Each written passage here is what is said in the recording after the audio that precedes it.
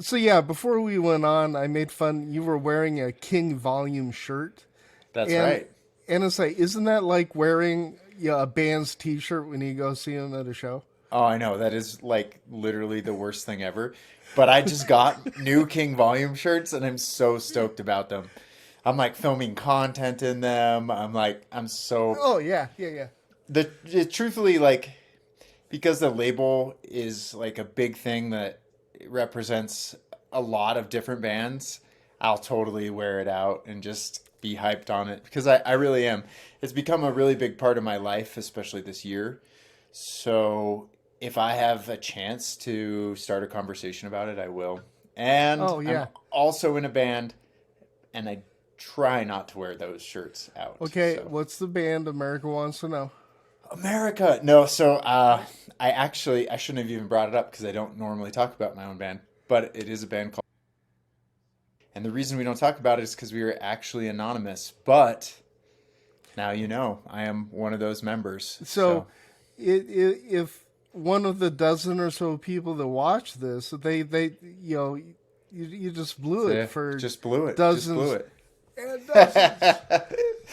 Well, yes, yeah, no, I mean, it's kind of one of those things that, like, obviously people know, but we've kept our names off of it almost entirely. But I do all the communication and all of that for the band. And we haven't played a show in a year or so. We may never play again. It's quite possible. So, Oh, I hate our, hearing that. our, This is an our, example. I shouldn't prep. I ah, shouldn't prep because I listened to Sleep Token for the first time last week.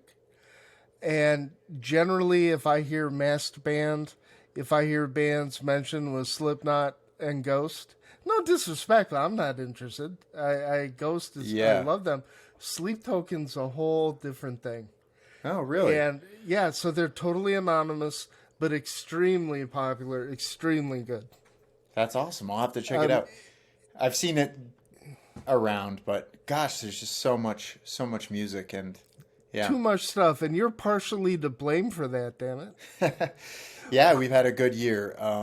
So this year the pandemic kind of crushed the label as far as getting stuff out, but we had this wonderful backlog of music, and so instead of it just being a sort of passion project, I've really tried to turn it into something that can stand on its own. And so we started off the year with Lord Mountain. I don't Right, know if you're familiar with them, but of amazing course. kind of stoner rock plus proto metal. It's got a Right. really strong Sabbath vibe, but true fantasy forward. A little bit of the early metal like Priest and things like that, but it's not very reducible. Jesse Swanson, the singer, has this very mournful, um, almost resigned, sorrowful feeling to his vocals that I think really have cut out a unique place for that band. And I They think it actually, brings. Oh, no, go ahead. I do this all the time. I'll get better. I heard a little cadaver in there too. Oh, yeah, I could see Yeah, that. I mean, it's all adjacent, and a lot of people say that all this stuff sounds the same. Well, that's like saying that jazz sax players all sound alike. No, once you listen to them, if you give it a chance, and you can start hearing the differences, the different flavors, I think that's what makes our scene so exciting. So, Lord Mountain was first out the gate for you this First year. out the gate. And I think it got second on Doom charts, which Yeah. was, of course, amazing. Would have loved it to be number one. I don't remember who we lost to, but it totally made sense. Was it January? Yeah. Yeah, the number ones are like born to be number ones. Yeah, I yeah, mean, yeah. when you're Like going up Acid against King, and things like Dozer, that. Yeah. yeah. Although to be honest, I put a band or two above Dozer. Yeah. So I think Fairy Ring, which was our third release. So this, well, just go in order. Sorceress was the second release for the label this year, which was an interesting one. That was our first double LP pressing, probably our only one. They're such pain in the asses. Oh, But that you just guaranteed you're going to do it again.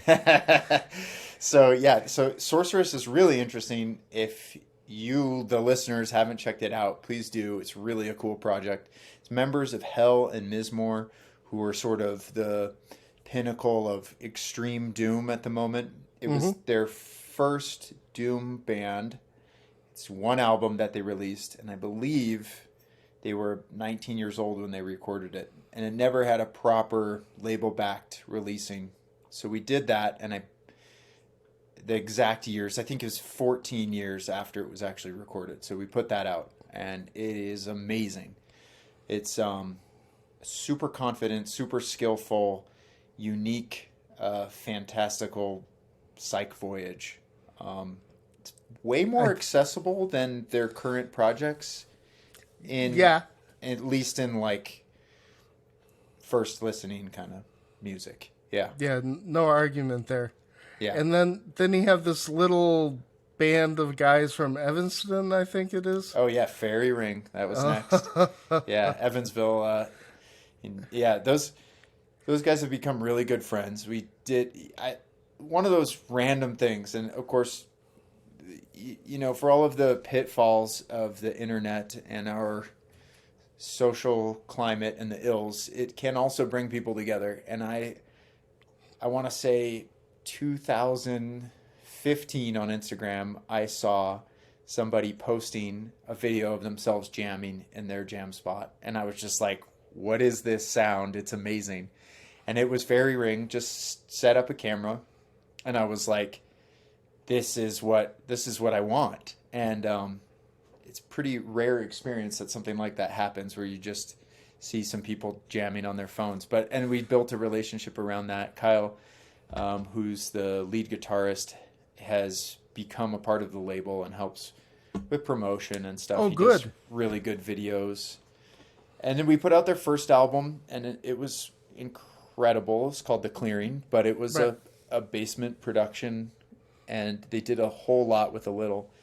And what's great about their new album is they did a lot with a lot. It's a professional studio, and they had a real vision, and they accomplished something special. I think it'll stand the test of time. So. Did you happen to catch the last episode of the Fuzz Club put on by Slightly Fuzzed? Yeah. The Fairy Ring one. Yeah. Yeah. Yep. I think very honored. that was, in my opinion, the most useful, meaningful, and best discussion about a band I'd ever heard. Oh, And really? Wow. I was going to be a part of that, and I'm really glad I wasn't, because I'm a bass player, I'm a blogger, and you had 3 guitar players, right? Yeah. And when you look at who those guitar players are, well established but still up and coming, they did a deep dive into the history, the making of that album, Yeah. their obsession with what is the Sun Model T amps Yep. as the greatest. No, it's the original PV. Sorry, guys, but Sun has nothing on PV. No, and it was wonderful because they are such down to earth guys that I've talked to them a couple times. I still need to get up with that bass player, but I think he still has like a regular job that you wouldn't think he'd be holding. They deliver pizzas and Yes. they deliver for Amazon. And so half the band does Amazon and half the band does pizzas. And I didn't want to dime them out for delivering pizzas, but it reminds me, I read an interview with Josh Homme with Caius around the Sky Valley days. Yeah. And he was still working basically a full-time job, and Caius was his side gig.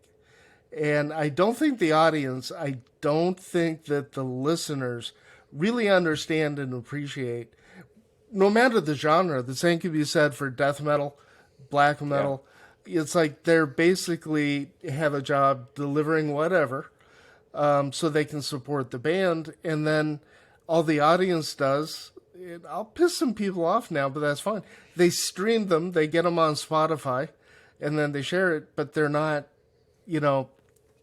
they need the money, man. They need the Yeah. merch. So Yeah. yeah. Yeah.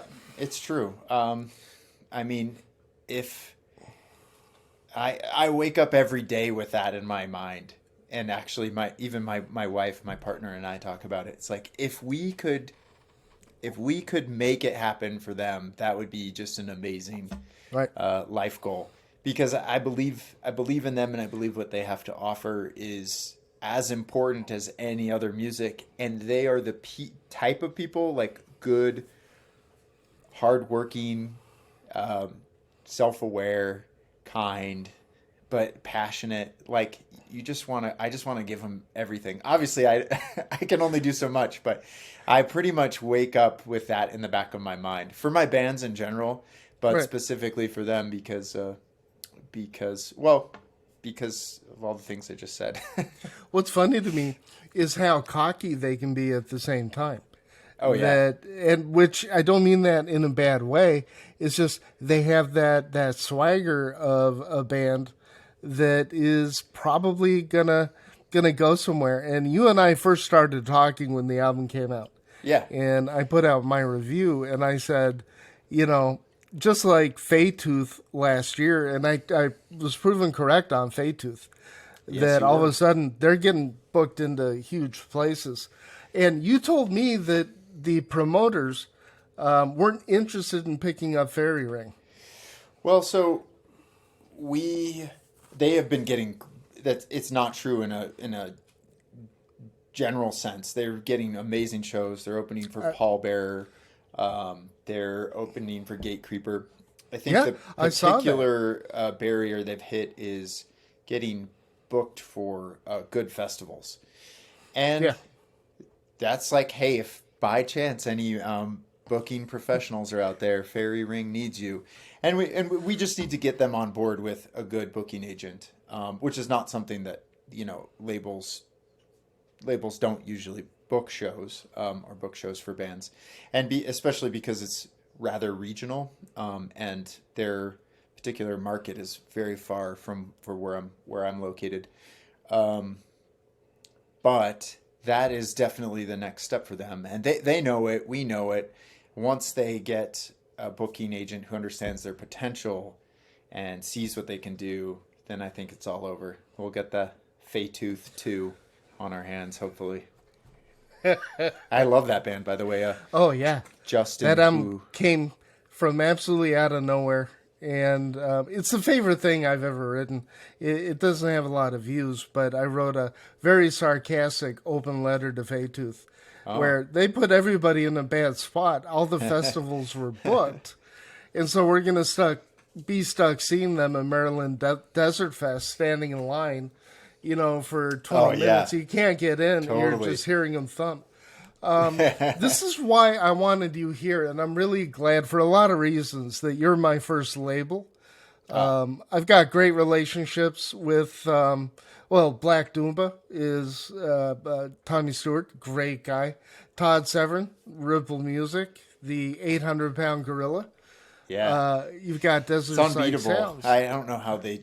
I mean, Oh, they're not unbeatable. Todd would be the first to say, "Oh God, don't say that." So, well, as far as the quantity they put out, it's just insane. But they've built up to it.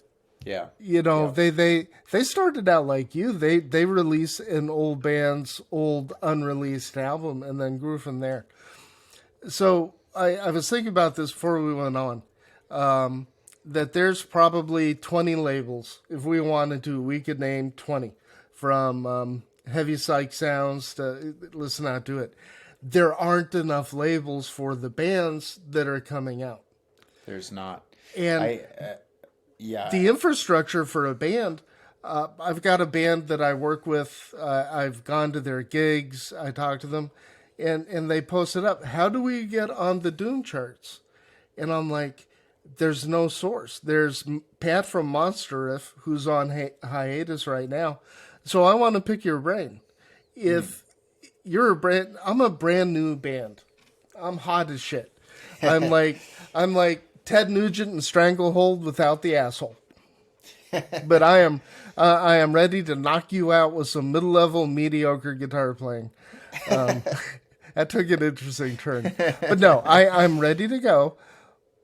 Who do I talk to? Where do I go? As a label, Well, it's a really, I mean, I really wish I can give you some insight what it's like on my side. from your side, yeah. Yeah, so I get, not kidding, I get 5 to 10 submissions a day. And sometimes it's less, sometimes it's one or two, but it's relentless. And a lot of it's really good, like really good stuff. And if I had $1 million, we'd be putting albums out every week. It'd be no doubt. I think that, like you just said, there is a huge amount of bands and a huge amount of really good material that is just not going to find a place, which is unfortunate. I would say just be persistent. And then the other thing I would say is to understand that your music has a lot of value to record labels before it's put out. It's possible you could put something out and then a label will show interest. It could be really special, but a lot of the times once something's out, it's really hard to put the genie back into the Right. bottle. So you got to be contacting. So the first thing to do is to build relationships with labels, buy things from them, understand what they're about. And so when they contact you, it's not out of the blue. It's you the label will be like, "Oh, I know this person. They support the label. I am interested to see what it is that they have to offer." And I have to say that probably some of my bands that I've actually signed have been that cold call process. But most of them, there's been a contact and a relationship built up before, a friend of a friend. And then the other thing for most of the bands that I ended up working with is I said no at first. I said no, I'm too busy, I just don't have the money, whatever. And then I keep listening to it and it haunts me. And they don't find anybody to put it out. And then I've come to terms with the fact that I'm in love with it, and I think the world would be a worse off place if I didn't do it. And so the barrier for entry for me is really high. I have to kind of get my mind around the entire vision of the band. And that would be another transitioning to another important step would be to start to understand who and what you are as a band. So the aesthetic parts are really important.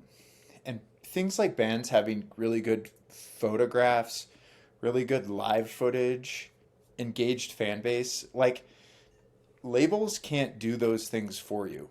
Like labels can't create fans for you. Labels can't, they can only support you, right? So you do have to have a proven that people care. Even, and it's not about numbers. It's not like we've had bands with 10,000 plus followers and bands with under 1,000 followers, and the bands with the under the 1,000 perform better than the 10,000. It's not about the numbers. It's about the level of engagement of people commenting, being passionate, resharing, showing up, playing shows and showing up for them.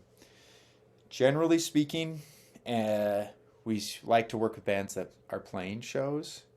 And if you are showing that you have that consistent showing track record, that goes a long ways.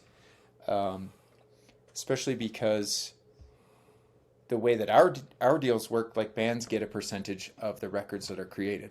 So for that to be meaningful, they need to play shows so that they can sell them and spread the word about the release. So that's going to be like not always the case, and sometimes music transcends those details. But if I'm talking in a general sense, what is going to make you most likely to connect with labels, that's going to be some solid advice. And it's not like you have to tick off all the boxes, but you should be getting some of them. Like maybe you don't play live shows, but you have a really engaged audience, people who are fanatical about you. Like, that's cool. I'll trade that for that. But if you don't have any of those things, then the label can't do those things for you, right? So I think the label has to be in a role where like, oh, I can support what it is that you have already done for yourself. Especially small labels, which, for the not Ripple, not heavy psych sounds, but everything, downward from there is people who are passionate about the music in the same way that bands are, but we're just there to, support and hopefully create cool things. And for me, my perspective about it, and the reason that the visuals and the aesthetic part is so important is because in my real life, I'm an artist and a designer. And so that's what I feel like I bring to the table is like good aesthetic values. And sometimes I can do those things for bands, but it's better to be like, who you are and what you're about, and I can get behind it and support you and make sure those things are cool. So for you, it's more of a partnership. It's not like the old days, you sign with Arista or MCA or, I'm showing my age, Warner Brothers. Yeah. And then they take care of everything, kid, and they smoke the big cigars, and you sign your life away, and things have changed. It just doesn't work that way. No, yeah. I mean, I'm trying to think. I have friends who are on bigger labels, and for the most part, especially in our genre, that's just absolutely not the case. And the more niche the genre, then the less and less sort of resources there are for those. There's a good and bad side to that. I mean, artists at least this should be the case, artists still own their music. So a band like Death Chant is a great example. Like that band, worked with us for their first record. It was awesome. They came to us with their second record, and I just was like, it's too good. You guys are too good. You're ready for this next level. Like, I would love to put it out, but what's best for you is to go to a bigger label, and they're on Writing Easy, which was a no-brainer, right? So I'm really interested in that being that initial position and hopefully helping a band understand who they are, what they're about, and then growing to a next level. Like, that's awesome. And we have bands that like we work with, like where if Sony came to them and was like, you got the juice, let's do it, I would be like, yes, that's great. There's not a contract or something holding them back. We don't try to own artists' music. That's a good point. And I don't want to get you deluged with bands reaching out. You've made a couple good points I want to circle back on. Because I also get, when I look at the PR releases that I get and bands reaching out to me from the blue, I might get 30 requests a day for an interview or, it is that big. And I'm huge. small. I mean, realistically, I'm a very small channel. I'm just beginning at this. But it'll grow fast because, like you said, there's so much interest. There's so much I know. interest. I used to have hair. Me too. So I'd say easily at times 30 a day.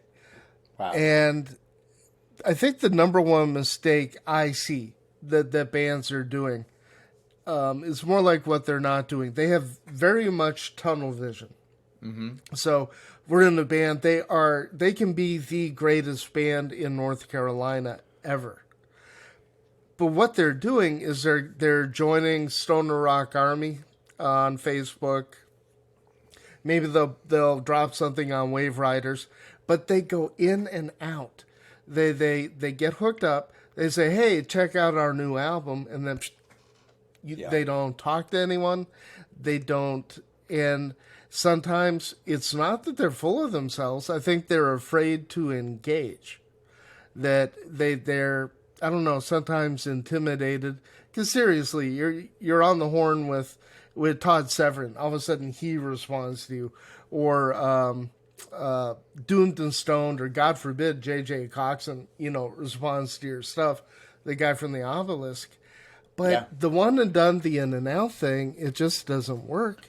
You've got to have the relationships, and I don't know what comes first. The chicken or the egg. Is it the booker? Is it the label? Is it the gig? Is it the recording? These are really hard decisions. Well, the playing shows, recording, and building relationships, you're building a foundation. And it's just like you're saying, you can't get to the peak without having that base. And so they're just sort of like, this is where I want, and this is what I want, so I'm just going to get that instead of building the thing to support it. And once you've built that structure to support it, then people are going to be more likely to be responsive to those sort of inquiries. And as far as the playing shows thing, some bands make the mistake of going in and out. I've been to a handful of shows lately.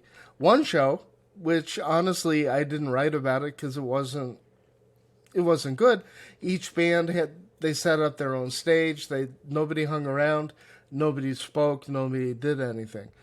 The last show I saw, oh no, those guys were helping the other bands get the stuff off, get the stuff on.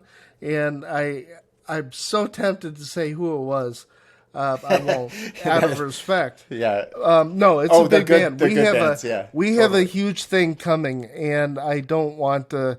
I don't want to talk out of turn. Okay. But there's a heavy sound coming within the next month. Those dudes helped the other bands. It was amazing to watch. The other bands, when you're going to the shows, watch the other bands. Talk to them. Get involved. So true.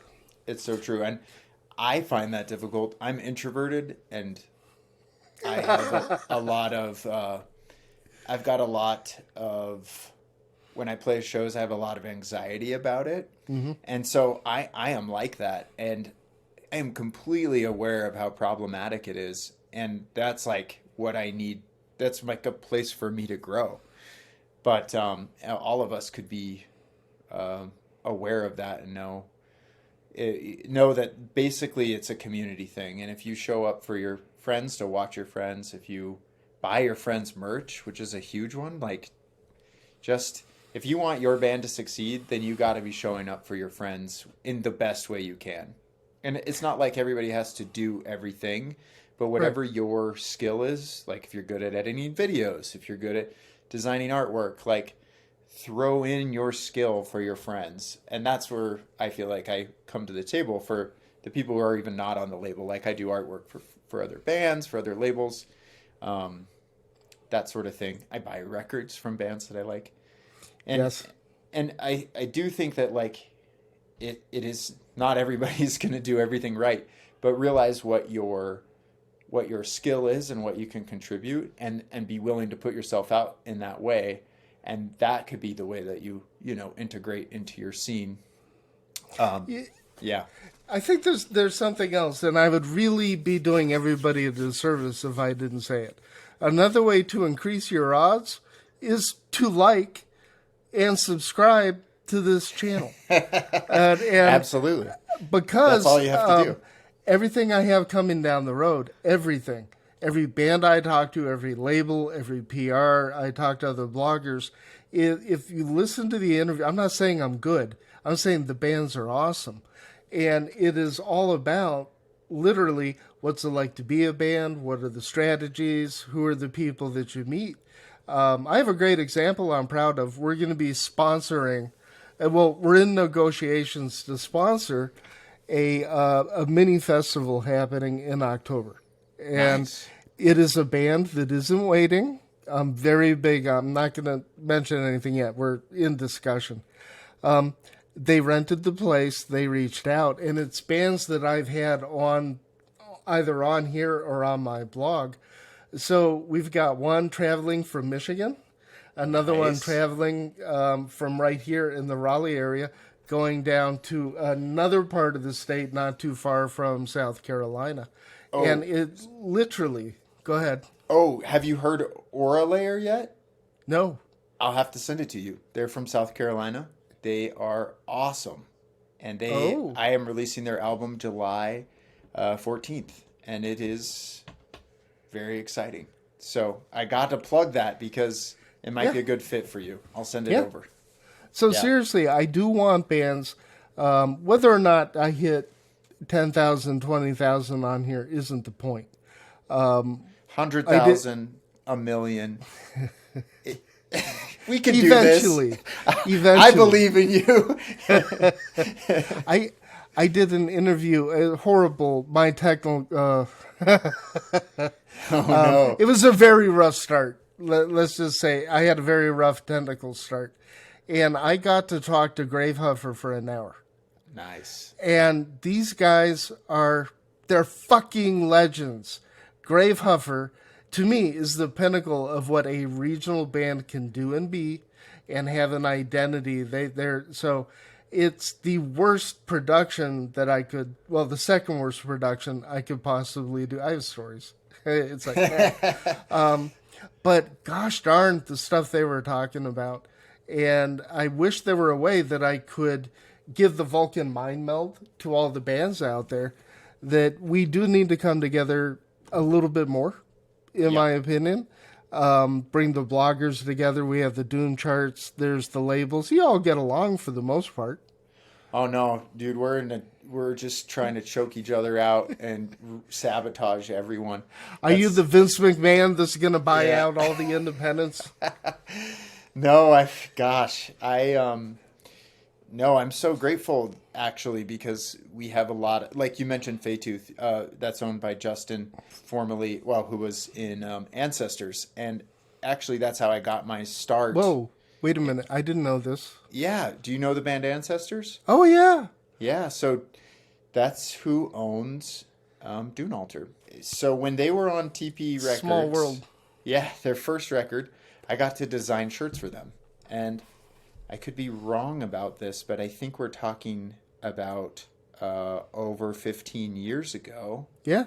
Yeah, was that first album. Gosh, I want to say it was almost 20, but I don't think that's quite right. I think it was 16 years ago.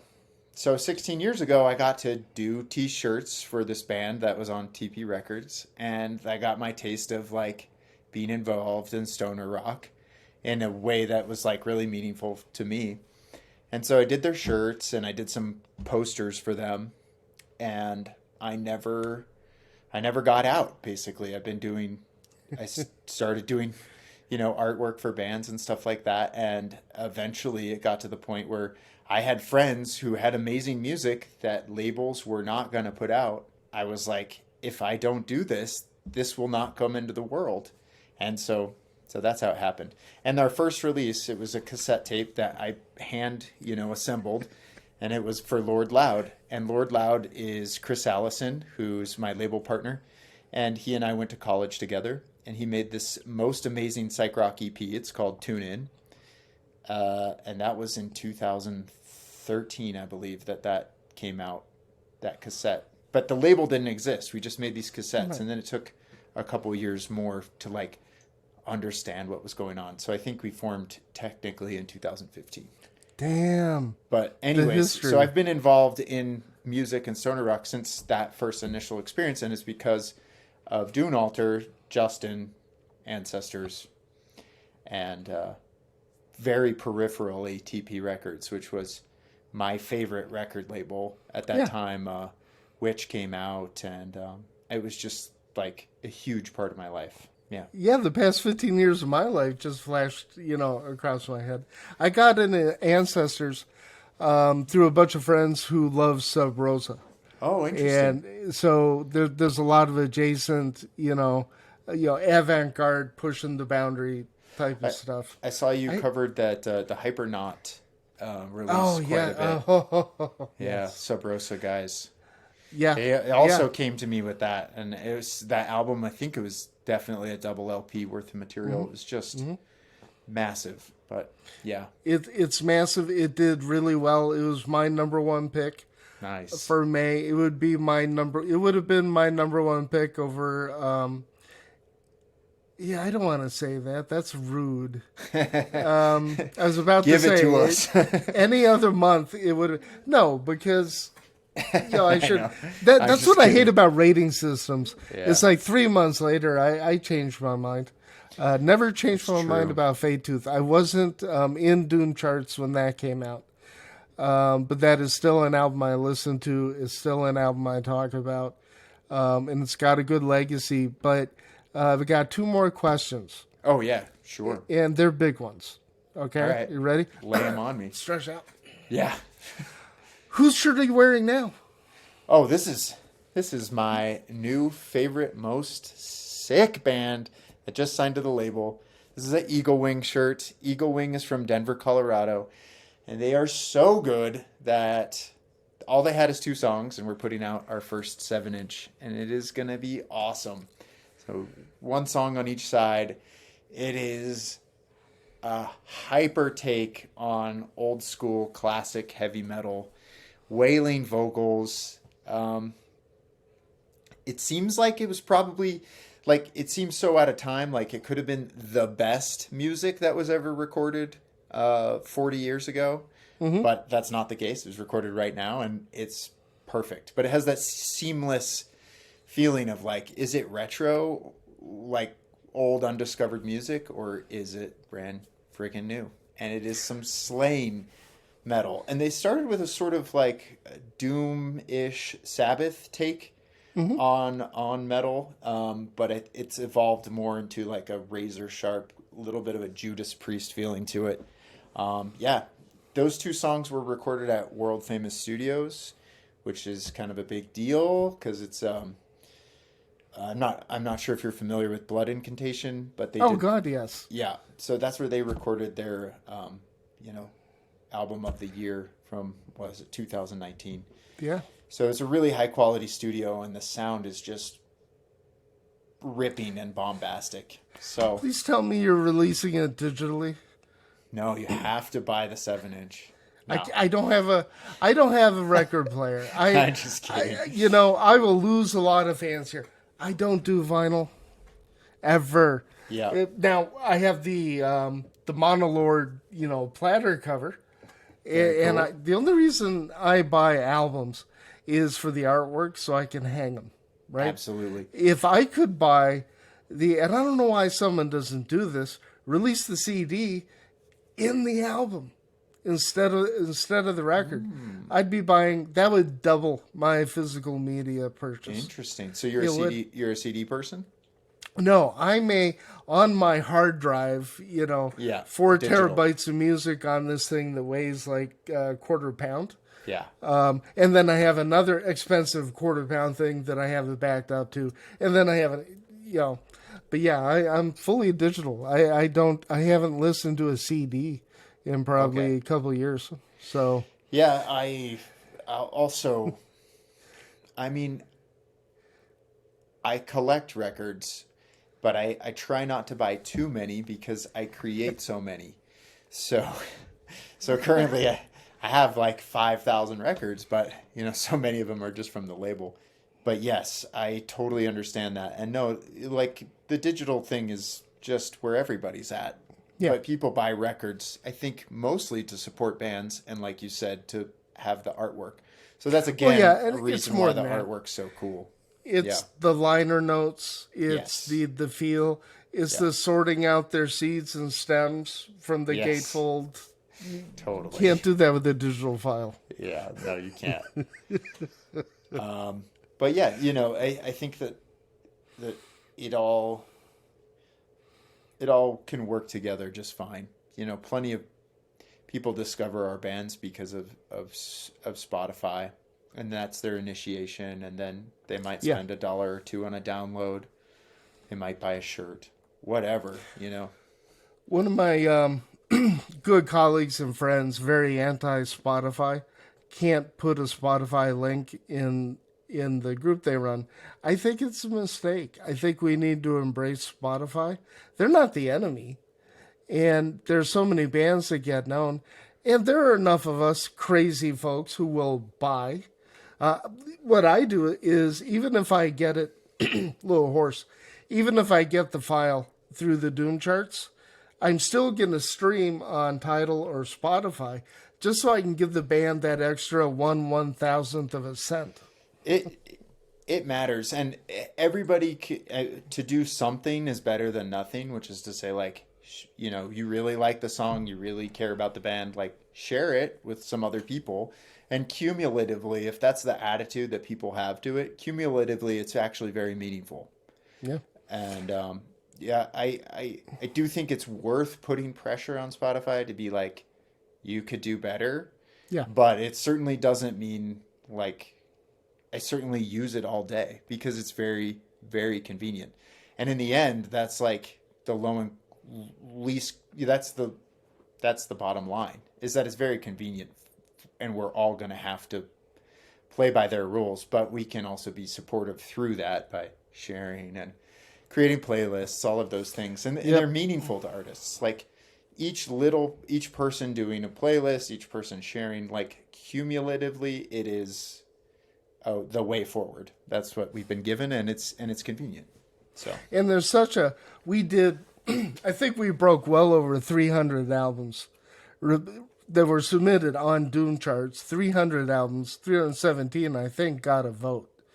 wow, That's an unbelievable number. And that's crazy. I think we need more bloggers. We need more YouTube channels. We need more labels because we're hitting critical mass. Well, yeah, and that's something that certainly is probably maybe the most underappreciated thing is people who are bloggers and people who do podcasts because unlike a label where like you're financially involved and like you want to be successful, not because you're going to make any money, but because like you want to keep it going. Bloggers are just doing it because they love it. And so shout out to you for doing that. And all of the Doom Chart We people. don't make, Because there's a couple that logistically, make money. Doom Chart is my nightmare as far as like figuring out, like it's a bunch of math, like, and like I don't even know who does that, but I'm so grateful that they do. Two guys, Remy and Joop. Nice. And Joop is Stoner Hive. Yep. One of the Talked to him, bloggers. many And times. Remy, I don't want to misstate, but those are the two guys that take everything tabulated. So we have, well, just last week, we had until Tuesday to put in our submission. And then the Doom charts are tabulated, calculated, and posted by Friday. That's amazing. And they don't get money. They don't get money for this. I think people don't. I mean, this for us, for our side. They of don't. it. We tried to pay them off, and it just doesn't work. Hey, I am open. My payola is in the form of patches. Oh, really? Interesting. Which reminds me, one of the last questions. How important do you think merch is to the sustainability of a band? That's a good question. I think we're all trying to figure that out. I'm really proud of the merch that we've created as a label. And I think that merch tie-in matters big time for bands that are playing live. Like the difference between going home with $150 and $750 is good merch, right? So that is just super important for trying to move yourself to that next level of financial sustainability. But boy, is it hard because in that case, you know, you're going to pay all that money up front and believe in yourself. But that's again where like, hey, you have to have either had super good music, which is the first step, and then built a community that is going to be proud and excited about to wear your artwork, which goes back to the aesthetics. So you got to have a community, you have to have good aesthetics, and you have to have good music in order for your merch to be meaningful. Otherwise, what's the point?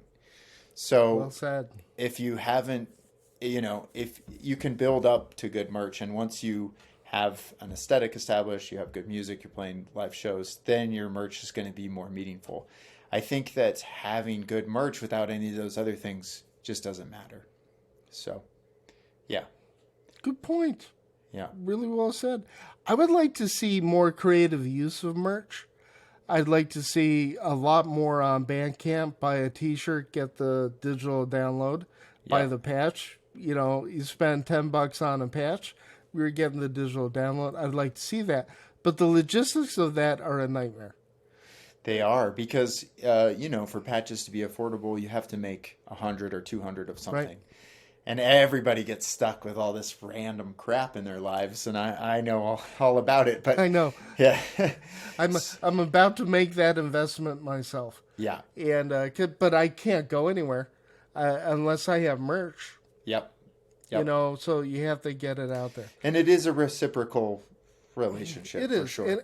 but I do think that the death metal bands and the black metal bands have this figured out a little bit more than the stoner doom bands do. Well, that's where, and because my band is like kind of a more extreme metal band, and I have a lot of relationship to that, is like those fans are super aligned with the aesthetic as representing themselves. And for better or worse, there's a little like more give and take for stoner rock, and I think it's more inclusive, and so the merchandise is less exclusive. I don't know if that makes sense, but No, like, that does make sense. yeah, And you know, I was fantasizing the other day that, you know, if a stoner doom band actually paid attention again to Ghost, to Sleep Token, to the Hell, to Kiss, yeah, and put together the package. But there's something that I love about stoner doom. We are anti making money. yes, We are anti corporate sellout. yeah, You know, but not everybody can hang in there for 30 years like Lori and Acid King did, where all of a sudden they're a big deal. But it took them 30 years to get there. yeah. So, but I do think that we could be a little smarter. We could be a little bit more focused as a scene. Because, come on, man, it's death metal. I could make my death metal jokes here, but I'll get death threats. No. I mean, you know, yeah. So it's an interesting dilemma about creating a focused identity that that feels inclusive and exclusive at the same time. And yeah, I don't know. That's so well. No, that's so well put. I hadn't looked at it that way. But I think one of the benefits, and Slightly Fuzzed, you know, has this on the nose, and I think it's a big part of King Volume. One of the benefits of stoner rock is it has a wonderful sense of humor, and that's like the stupidity and the stonerness of it is really a strength. And I think a lot of bands embrace it and they can do it well, but like there's some fun stuff to play in there. But yeah, you could also go against that. Like a really hard, serious stoner rock band would be a interesting thing too. I know Just there are a know few yourself. Yeah. They just have no sense of humor about them, and I'm trying to think who that would be. But if you wouldn't- did that and that was like also the purpose, it would be really funny. As long as it was a character, right? Yes, a As long character. as part of an act. Yeah. Okay, my friend, I am well past pumpkin time. Oh, Is hey, there- yeah. Is there anything I didn't ask you that you wanted to talk about? I'd be remiss if I didn't mention two things. One is that Aura Layer record, which is the next thing that comes out. It's an album called Thousand Petals, and it is really cool. We kind of labeled it as Power Doom. It's because it's a power trio doing this very energetic doom metal record. Oh, of you the got summer. my attention. You got my Yes. attention. Very one of the- very catchy. One of the Very- best albums this year was Smolder. Oh, I didn't listen. Oh, yes, of course, oh. of course. Oh my God! Yes. Oh no, my God! So good. Sarah's my Sarah's goddess. a friend. I Yeah, wouldn't. she's great. I wouldn't be doing this if it wasn't for Sarah. Yeah. I really wouldn't. I just love her to death. I have a very funny story about that. So, Please. As a label, you know, I need like Bandcamp support, tech stuff sometimes. Mm-hmm. She's my Bandcamp support tech person. She's Yeah. in Finland. What Yeah, are they and doing? she works for Bandcamp. And so I just wrote like a random email to be like, I need this help with this. And Sarah writes back, and I'm just like, are you kidding me? Poor Sarah, because she's just like trying to help me out with Bandcamp, and I'm just dorking out to her about how much I love her. So Okay, folks, if you don't know who we're talking about, what the hell? Yeah. Banger TV. Yep. Okay. Banger TV. She does, Reviews. man, she does everything. Who doesn't she know and what doesn't she do? And There she's for a the while. singer of Smolder. Yeah. She was the only one that was doing Doom. Yep. Now they have a couple Connor. other folks. Yeah. He did a Fairy Ring review, which we're eternally grateful for. I know. What the hell? Yes. When I saw that, I about flipped. See, this happens to me all the time. I'm ready to wrap up. Are you familiar with Sea of Tranquility? Yes. Yeah. Mm-hmm. He's doing Stoner Doom. Really? He ranked the Caius albums. And why he put Circus Leaves Town below Wretch, I have no idea. He covered Dozer. He's focusing on Stoner Doom at least once a month. Oh, great. I'll have to harass him. We are getting into the mainstream, brother. Nice. So, Banger TV. Oh, yes. So Banger TV, that's Sarah. I was a diehard Banger fan since its inception, Yeah. and she has the best taste on the channel, hands down. Sarah. Yes. Yeah. So I would say things, but you don't pick fights with 800-pound gorillas. In good spirit, though. If you it can wasn't punch for up. Banger, where would the scene be on YouTube? I think Sam and his crew have done remarkable. Love them to death. yes. And so that was number one, was Aura Layer. I can say you are going to love it. The record is awesome. So as soon as we're off of here, I'm going to make sure you get it.